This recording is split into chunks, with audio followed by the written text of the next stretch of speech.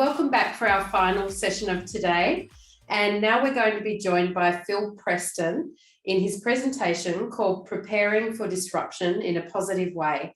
And you may have noticed that we're joining now as a meeting as opposed to a webinar. So Phil really wants to encourage your input as we go along as well.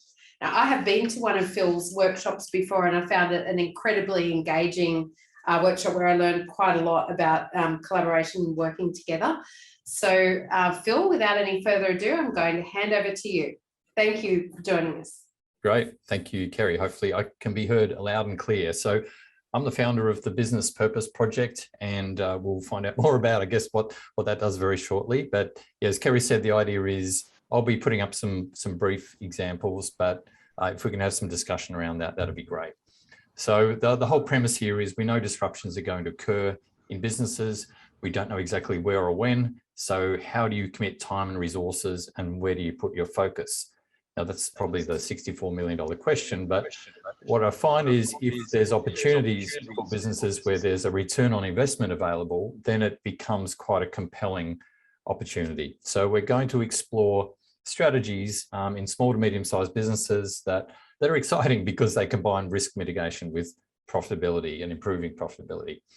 Now, for you, it might be common sense. I suspect a lot of this will be, but it also might help provoke new ideas or confirm, the approach that you have going on. I find every situation with businesses is quite unique. However, the principles and processes you use to find opportunities can be pretty much the same. You've just got to go through that process. So the agenda is very quick and very brief. We're going to look at stakeholders and then 3 quick case studies. They are out of area for you, but they're quite relevant, and the ideas and themes are very transferable. We're going to look quickly at the process, then get into some discussion. And if you like, along the way, I'm happy for Kerry to drop in if there's chat or questions that come through. Please drop them in. We'll take them if we can at the time, or come back to them at the end otherwise. Now, just a little bit of background about me in brief. I was born and bred in Tasmania, which is sort of trendy today, but when I was born there, it wasn't quite so trendy. I went to university there, and to get a job as a graduate, technically overseas, and finished up in Sydney. I worked in an investment management firm for 17 years and basically had a midlife career crisis that said, I don't want to do this anymore. So I set up my own speaking, facilitating and consulting business to help leverage positive change. And what I found is that the best way to make change is to deliver purpose or do things that are good for communities and society in a profitable way, because those opportunities create a reinforcing loop. If it's profitable, businesses keep doing it. And just a quick flash here of the book, compiled that called Connecting Profit with Purpose, that was launched last year, and it has a whole lot of case studies around that. Now, the method here really is very much around looking at these opportunities through a purpose lens.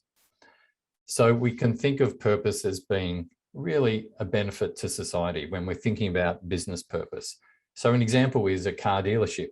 So the activity of a car dealership is selling cars, but that's not its purpose. The purpose could be a number of things, but let's say a car dealership could define its purpose as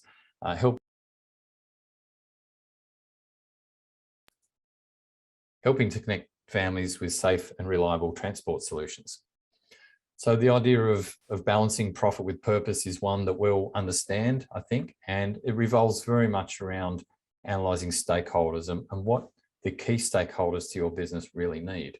There's also a lot of evidence around purpose driving high performance in business, including during COVID times. And when you think about it, that makes sense because high purpose businesses are probably more connected with their community interests and a broader range of stakeholders than ones that maybe aren't. So this is all driving towards purpose as a tool for resilience and growth. So where do we look for strategies? Oh, there's a couple of people with their mics on there, I think. So we can look at stakeholder groups, and I'll just show a very simple diagram of how I would bracket stakeholders. We have a whole group here, which is board directors, executive leaders, and employees. Depending on the size of the organization, there might be more or less of those sorts of structures. But that's one area we can look, sort of within the firm and the way it does things and the way people do things. The other next level of stakeholder groups are more in the supplier camp. So this can be business partners, owners / investors, suppliers of capital or financing. It could be the future workforce that hasn't yet turned up on your doorstep. So they're all sort of within the supply chain, but then we go outside of that and we start dealing with customers, communities, government, and regulators. So these are all good fodder for finding areas of, I guess, risk mitigation and profit improvement. And the challenge is to find the best opportunities. And what we also find is these good opportunities will often involve several stakeholder groups. So I'm going to run through 3 quick examples now just to show you what this looks like in practice, and it might hopefully tweak some ideas or again confirm some things that you've been thinking, or maybe it reflects what you're already doing.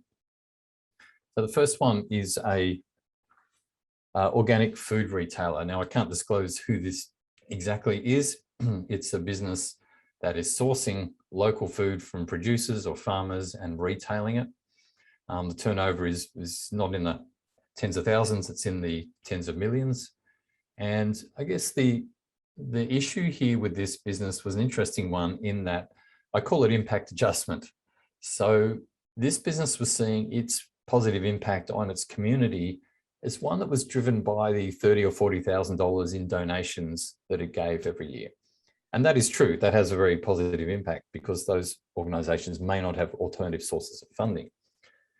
However, if you take a step back, you can actually envisage that, well, with a business this size, they're buying tens of millions of dollars worth of produce from local producers and growers every year. So I guess the scale of what they're doing there actually gives rise to some really big opportunities that would have a high level of impact. So when they looked at their stakeholders, some of the key groups were people, both as customers, but also their employees. They were being organic based, very switched on to the environmental themes and the planet. However, the other key stakeholder group that came up was clearly their producers or their business partners, their suppliers. And so a focal point became looking at those suppliers and saying, well, are there opportunities to help build resilience in that supply chain or build and strengthen that supply chain? And quite a few options came up. So I'll give you some examples. It could be assisting these farm groups because they're very fragmented. A lot of them were quite small businesses. It could be about assisting them with better farming methods, better business management, sort of co-investing research and development or helping to procure research and development opportunities. It could have been about convening discussions with them and knowledge exchanges. So a whole range of options came up here. And I think what's interesting here, when you start generating these options, you find, yeah, some might cost some money, but quite a few actually won't cost you hardly anything at all. So the return on investment in some of these activities can be quite significant. The other brand advantage this organization had was it was a local to local business, whereas many of its competitors were sourcing their produce more nationally or internationally. So this would really be helping to shore up the advantage it had in the market of dealing with local suppliers. So, you know, we focused on the win-wins, and from the business's perspective, if they can help build the resilience and quality of their supply chain, they get a better range, they get better quality and quantities of food with more reliability. There's the ability to create better timing of when that produce comes in, because these are all real issues that they're facing every day. From a community perspective, it's very much about building local prosperity or boosting local prosperity through farmers and their businesses and their incomes. So the theme here is resilience and growth. It's helping to build resilience in the business, but also with a mind to improving how it trades and how it operates. So please, if you have any immediate questions, please jump in, or Kerry, relay anything on. More than happy to discuss now, or I'll keep rolling on anyway. We can come back to anything that comes up. Example number 2, I can talk about this one because it's a case study and it's on my website, and it's also on the Hoover platform. If you go to my page there, it's about Blantyre Farm, which is a farm in Young in New South Wales. And this was an interesting case study to capture, because this pig farm, and I think the turnover was something like $14 million a year of this business, it was facing cost pressures like many pig farms were.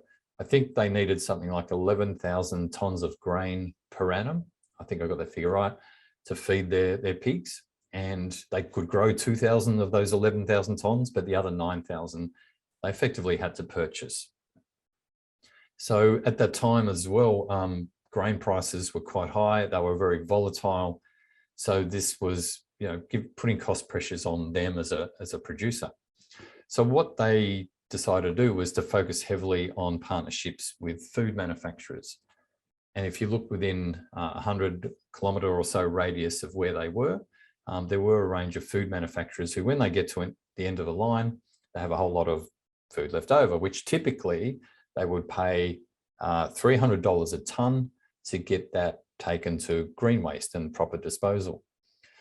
So it's a bit of a no-brainer when they're approaching a food manufacturer and saying, well, instead of paying $300 a tonne to send it to green waste, you can send it to us for the cost of transport, which would be a fraction of that cost, and we'll just take it and we'll use it. So it was a huge win-win scenario for them, and they ended up substituting, I think it was about 70% of their feedstock with, I guess, this leftover food waste. So again, environmentally very positive. From a social perspective, you're making use of something that would have otherwise gone to waste. I won't harp on this one, but they also got into methane generation from the pig manure, and instead of that being a cost center for them, electricity, it became an income source for them as well. So this business ended up, because its big buyers are supermarkets and those types of brands, they ended up with a brand advantage here. They won several awards, and that really positioned their product in a much higher place, which was great for them, and it gives them competitive advantage. Also, you can imagine if one of their biggest costs, or a sizable cost, is feedstock, then the ability to reduce that cost to a fraction of what it would normally be gives them quite a competitive advantage over the people, other producers. So again, it's a great example of resilience and growth. And you can find this study, as I said, on the Hoover platform, in my speaker booth, or on my website, businesspurposeproject.com. Okay, hopefully we're doing okay out there. I can't see any chatter here. I've seen one chat. Okay, someone said, if you've got any questions, put it in, but I'll keep going. It's going really well, Phil. Thank you. And we'll make sure we share those links for you in our socials as well. Thank you. No worries. So I'm ripping through this pretty quickly because we can talk about anything, or we can go off and have an early beer, I suppose, or a wine. Case study number 3. I've done, a lot in this employment space, but I'm just putting one up here. Again, this may or may not be relevant, but this particular example comes from some work I did in Victoria, documenting case study with a Toyota dealership, and it was around disability workforce. Now this particular dealership, which was called Patterson Cheney, it found that they could recruit the right sort of people into certain roles, entry-level roles in their business. They could partner with job services providers and get people into training programs. And then as long as they had the right sort of characteristics, they would generally come through and perform really, really well in their business. In fact, they found that these employees that were coming through this source were more productive and would have longer tenures in the business than their standard type of employee. So this becomes a very attractive source for them. But one of the secrets to the success of this program is Dandenong Valley Job Support, which was their partner, was not just throwing a whole heap of candidates at them. They learned over time what type of candidates really suit the business. So the Toyota Service Centre was not just sort of taking 20 applications a week. They knew that when an application arrived on their desk and they had a job going, this would be this would be an opportunity that would probably close for them. So that was pretty positive. And over a couple of years, they ended up with 15 employees through this channel. So it's not just 1 or 2. They've ended up with 15 employees by taking this sort of more proactive and different approach. certainly better outcomes for the business. As I said, better quality of employees, people who really wanted the job. They would be very productive. They had long tenures, and it was very positive for the culture of the business, albeit there was a little bit of initial apprehension from staff seeing something different happening, but they certainly found these outcomes were far better off than what they would get from advertising through the standard channels. So another example of thinking outside the square, which I love, and I think is a great way to go. So just to, I guess, summarize this and start putting some process around it, it's certainly searching for those win-wins, and I think this is common sense to all of us. But one of the good places to start is with a stakeholder analysis and be lining up and saying, okay, well, what do other people need? It's a bit like a Dr. Seuss sort of statement, who needs what we have and who has what we need. That's the mindset you're going in with, looking out for what are the material business challenges you're trying to solve, and at the same time, what are the material challenges that your stakeholders have, and looking for the overlaps between the two. So it is certainly an innovation process, and there's no manual that will give you the exact answer, but there is a process that will help you generate good ideas from which you can then hone in on the answers.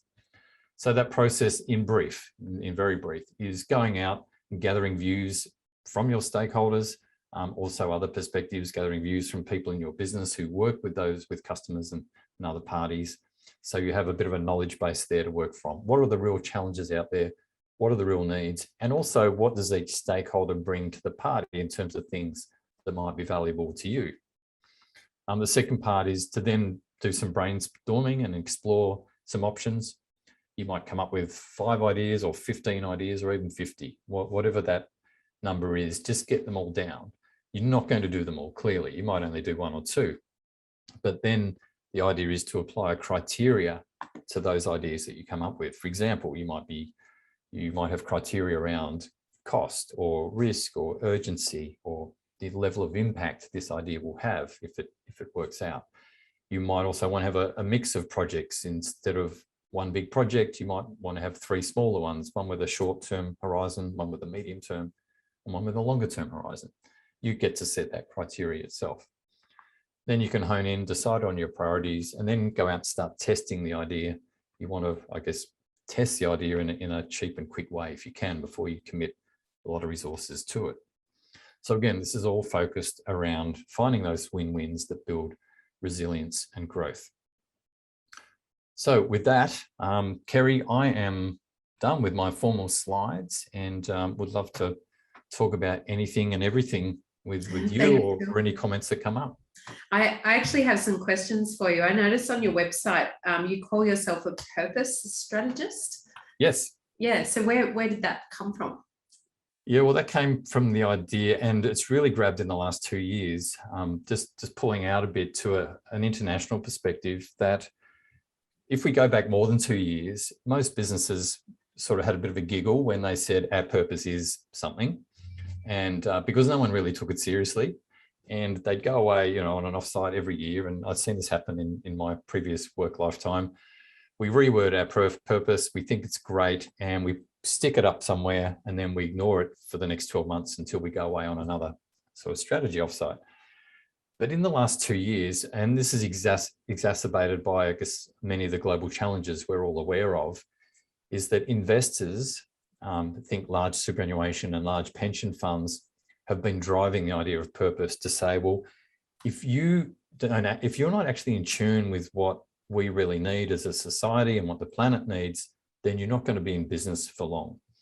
It's come to a point where it's a real commercial edge now, whereas 5 years ago it wasn't really taken that seriously. So this has driven a lot of thinking around, okay, we need to identify the stakeholder groups we rely on and look after them, and not just give money to them carte blanche, but we have to understand what their needs are because we're in this together. And that purpose is really coming from that perspective, that you see that bigger picture.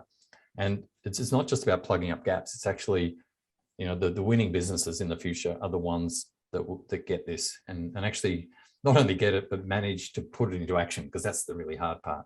Phil, you must be seeing some trends in terms of what industries fit with other industries or what opportunities fit with other opportunities that are the lower hanging fruit? What types of things are you seeing in that ilk? Wow, that's a big question. I think I can think of two offhand. One is insurance is a classic industry for these types of opportunities, just because of the payoffs involved. You know, if you can help mitigate the number of claims, if you can reduce number of claims or severity of claims by a small amount, then you can massively improve your profitability as an insurer. So look, I don't know if insurers like CGU, for example, would be active in most regions in Australia. They, because I do some work with their parent company, they're pretty switched on to this idea. So I don't know if they're doing it perfectly in all communities, but they're very much focused on the idea that you can spend a little bit now to build business resilience, because it will pay off for them a lot in the future. So that's one, and they're great firms to partner with. And the other one is, I think, coming back to the employment category that I had before, particularly in the area where, well, here's a typical scenario, which you might, I don't know if, how many places in the mid-north coast are finding this, but in many regional centres I've worked in, there's been a lot of industries looking for entry-level employees, and there's been high levels of long-term unemployment in those areas as well. And you think, okay, can't we just put the two together? And it's yes, and that process requires a lot of work to actually create that win-win, because I mean, I could talk about this for hours, but what you find is these employers can't get people, and when they do get people in, they turn over really quickly, so their employment costs are going up, or they're having to go and hire people on a variety of visas. So they're bearing that as a commercial cost. But how do you liberate this local pool? Because, you know, there might be issues clearly that exist there that need to be solved. And what you find is both sides typically don't understand each other. And the better you can bring them together to create that understanding, there's some very simple things that can be done to improve, I guess, that flow of entry-level employment from long-term segments of unemployed. And it can be done relatively cheaply as well. That's a particularly interesting segment that you're talking about as well, Phil. How do you find, as a private entity, that you are able to work in that space when there's a lot of entities that might be funded to do similar types of things? Yeah, that's an interesting one. Sometimes I've just got to elbow my way in there, Kerry, because my biggest competitor is often a funded program. And a lot of funded programs are great. Some funded programs, I think, are more designed for the consultants that end up delivering, or the organisations that deliver those programs year in, year out. I think for some work done in Wagga, you know, we're just seeing money go out the door for certain programs, which would be like $10 million chunks at a time. And those programs would have the benefits would have a limited lifespan, which could be, say, 3 years for what the funding was for. And once the money went away and the 3 years was up, they were back to where they started. However, a lot of the work we were doing there was around building the, I guess, local capacity for these organisations and different community interests to come together organically and solve their problems together. And all that required was a small amount of funding for coordination. So we're talking probably less than $100,000 or $200,000 a year versus, you know, the $10 million chunks that were going out and only getting short-term results. So I think it's really hard traversing all those different interests. You know, it might sound easy, but I understand why it's hard. But I think with government budgets under a lot of pressure, I imagine governments are wanting to sort of step back as much as they can and facilitate other players coming together, so they become more of a facilitator than a funder. So I think this way of thinking and the case studies that come out of this are just going to be more and more important going forward. Well, yeah, and it's interesting what you're saying, Phil, because in theory, you're essentially saving money, getting better outcomes. It's something that every stakeholder and party would theoretically want. But I wonder how you deal with the naysayers that come to the table kicking and screaming. Yeah, great question, Kerry. You might have had experience with naysayers. I don't know. Maybe. But I would say, look, my experience, that's my personal experience, is that you invite everyone to the discussion, but you don't invite everyone to the table. Mm-hmm. So And I can think of a specific example where we ran a session for government departments and not-for-profits. Now, we deliberately ran a session in this particular project just for that audience, firstly, so they'd feel safe within their own sort of, I guess, peer group for starters. So if you had private enterprise in the room at the same time, everyone would have clammed up. So we did that forum.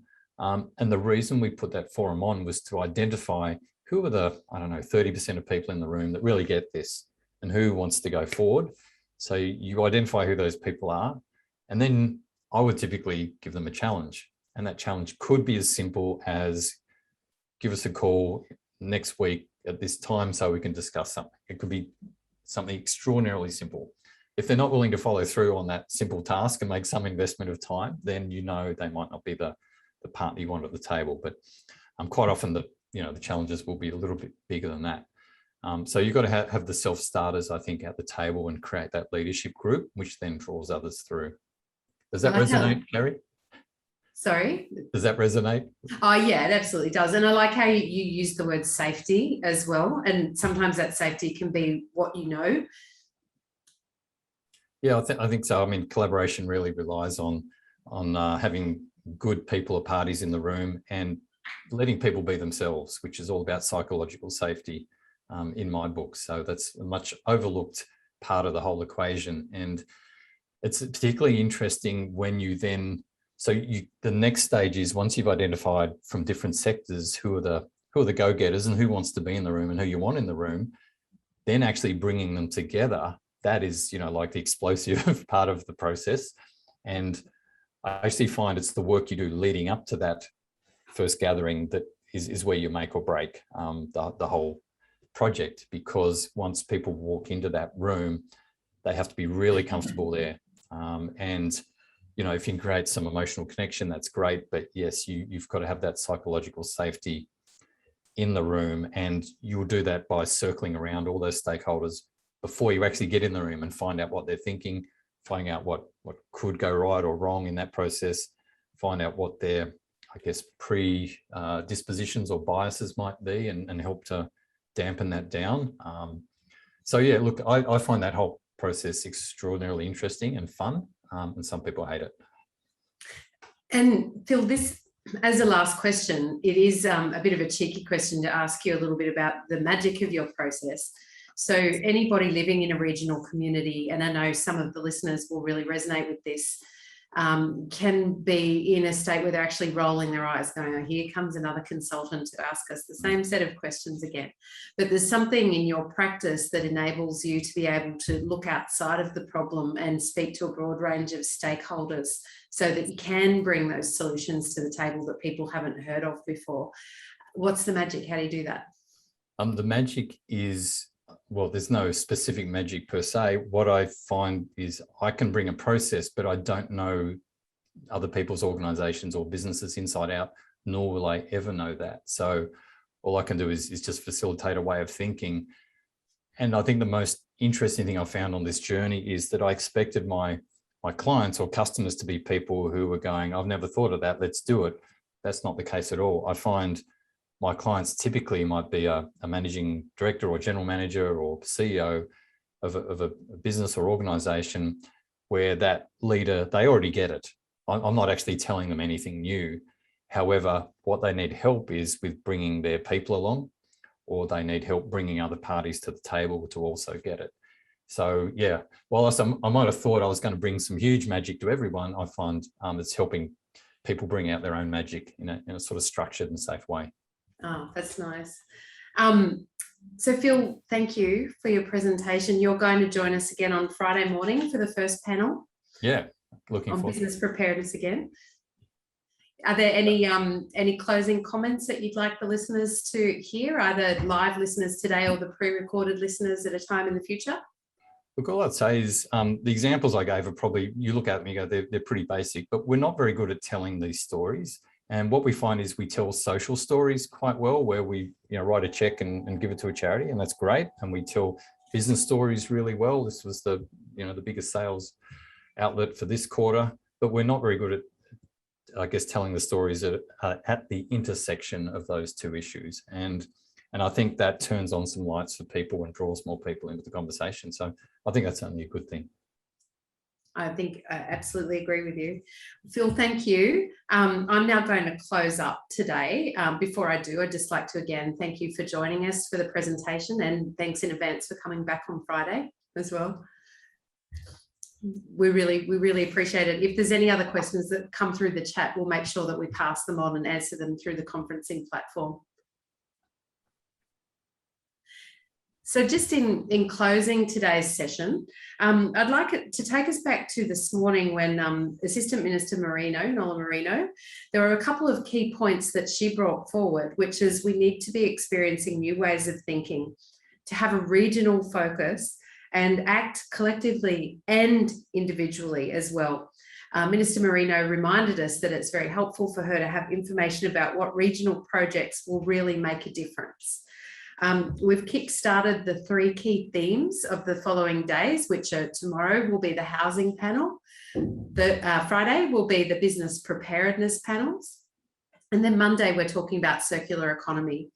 So this year in Ignite, we have over 70 hosts and speakers together. There's a plethora of information from you to learn from, but also the speakers, many of them, they're all incredibly generous people who have willingly come not only to share time with you on the panels, but they're available through the conferencing platform as well. So if you know any people that you think really should be involved in the next really focused days, make sure they jump in and get their free ticket. It's not too late to be able to do that. Keep building your points. Carolyn's still the person to beat at this point. So make sure you're looking at those points and engaging. The more that you engage in the conference, the more points that you get. And we do have those great prizes from Mid Coast Council. We're going to hear from our other sponsors, the Resilience Agency, NBN and Optus tomorrow. And don't forget as well to put in your diary for Friday evening, 5:30 to 6:30. We have some more speed networking. And for those of you that were on the session today, I hope you enjoyed it and met some new people. And we'll also have a bit of fun trivia as well. So I thoroughly hoped that you enjoyed today. I wanted to thank again all of the speakers for coming along. My head's already buzzing with excitement and information, and we've got a wall full of ideas already that will definitely contribute towards the strategic regional plan that we're putting together. Now, before I close off today, there are some other really important people I need to thank. To start with, thank you to Kieran and the rest of the board for your support in Ignite, and also RDA boards previous to that. This is again our 4th conference, 4th Ignite Mid North Coast. It is an event that's designed to push your boundaries just a little bit, and we'll certainly be doing that in the next days. And it's something that we're very proud to produce. And I'd also like to give my sincere thanks to the RDA team. And team doesn't necessarily mean that they're all staff of RDA. We've got Di, Susanna, Deepmala, Stephen and Sarah in the office. And I'll tell you what, the chuckling coming out of that room as the debate was going on was absolutely brilliant. We've got Hayden in here looking at the tech, Chris and Mickey also supporting. And of course, we've got Lisa and her colleague at the hot desk. They're based in Wauchope today. And as a last point, I might have said that before, but this really is the last point. Don't forget, we're coming to obviously live on the internet, but via Wingham. So we're thinking very much about Wingham as we're broadcasting today. And if you do get an opportunity to go to that great little town, please make sure that you do. So that's a wrap for us for today. We'll be back at 10 a.m. tomorrow, and tomorrow is all about housing. Housing may be something that you're very interested in. It's obviously a very pressing theme in our region at the moment. Don't forget, every session will also be pre-recorded, but the best stuff comes when you're engaged and online, and that's where you can ask the questions that are pertinent to you too. So again, thank you to everyone that's been involved today. Thank you to you for attending, and we'll be back and see you again tomorrow. Bye for now.